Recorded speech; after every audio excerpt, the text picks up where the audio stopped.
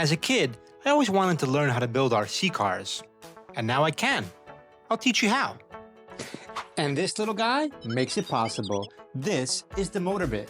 It connects the Microbit to the real world. Motors, lights, it's all possible.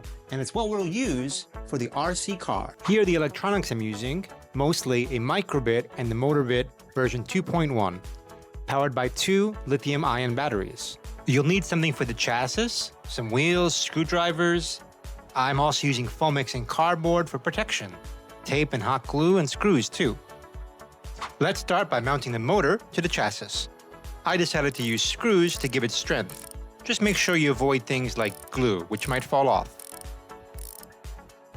The first step is installing the motors to the motor bit. All you need is a screwdriver. My left motor is attached to M1 and M2 slots on the bottom of the motor bit.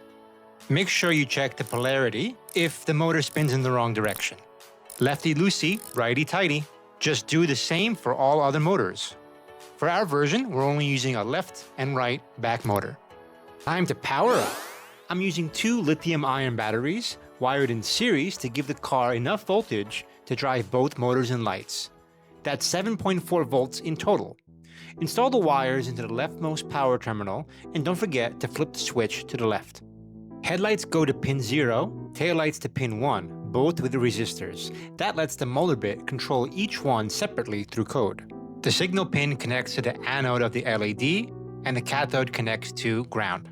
I coded the headlights to only turn on when button A is pressed, when it's going forward, and the taillights when I reverse with B. This is the receiver code. Leave a comment if you want the hex files.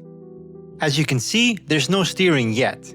It's full throttle or nothing, but this is just version 1. We'll keep it simple for now.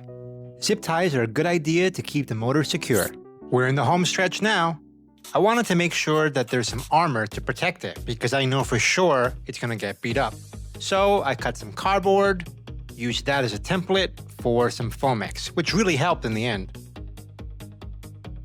Time to launch. It handles the road pretty good.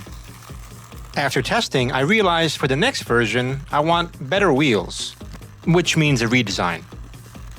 But the front lights and the back lights work great. This was Mark 1 of my Microbit-powered RC car. It might be rough around the edges, but with practice, anyone can build something like this. If you want to follow the upgrades or start your own, subscribe for more.